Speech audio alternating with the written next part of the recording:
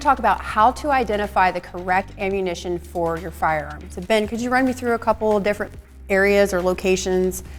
Is it on the ammo? Is it on our barrel? Where are we going to match this ammo for our firearm? Yeah, so everybody's firearm usually comes with an owner's manual. That's one place you can look. I don't ever have my owner's manual around, so my go-to is to actually look at the barrel of the firearm, as you said. Whether it's a pistol, rifle, shotgun, rimfire, it's going to be usually stamped on the barrel somewhere. Okay. If there's loose ammo laying around, is there any way to identify what caliber that ammo is? For sure. So if you pick up the shell, you're going to see at the bottom here or on the head, there's a head stamp, and it's going to be stamped on there what the cartridge caliber is. That needs to match whatever your firearm says on it. Okay.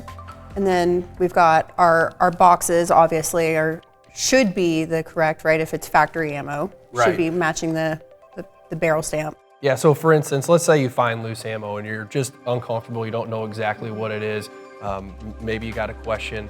When in doubt, don't use it. Go to a local retailer, go somewhere where you can find ammunition in its original box, like something like this, where it'll actually be printed on there what the cartridge caliber is. That again, should match the firearm that you have, and that's the safest bet.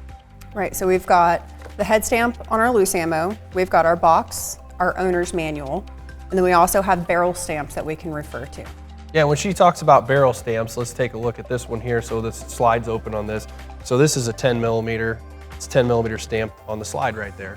A lot of times, like this 9 millimeter here is actually stamped on the actual barrel. So it's going to tell you exactly what type of firearm you have, what cartridge and caliber, match that up with the case and the carton that you can find either in the store or on the head stamp, and you'll be good to go. So Callie, there are two other categories that I'd like to talk about. One is 9mm plus P. So that's 9mm that has been loaded at a little higher pressure. You're going to want to make sure that your firearm is rated for that if you're going to use that plus P ammunition. And the other is 12 gauge, 3-inch, 3.5-inch. Not all older firearms are built to be able to handle a 3.5-inch shell. They won't even fit. So on your barrel, it'll be stamped on there whether or not it can use that length of a shell. Okay, and so plus P would be marked on the box, and as well as the length of the shell. Those will all be marked on the boxes. Exactly. So here's actually some examples of this is a 12 gauge 2 3/4, this is a 3-inch shell, and this is a 3.5-inch. So you can see there's a lot of difference there in the overall length.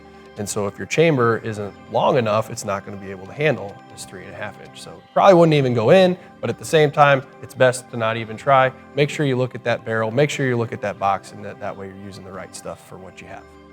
All right, y'all, that's it. That's how to identify the correct ammunition for your firearm.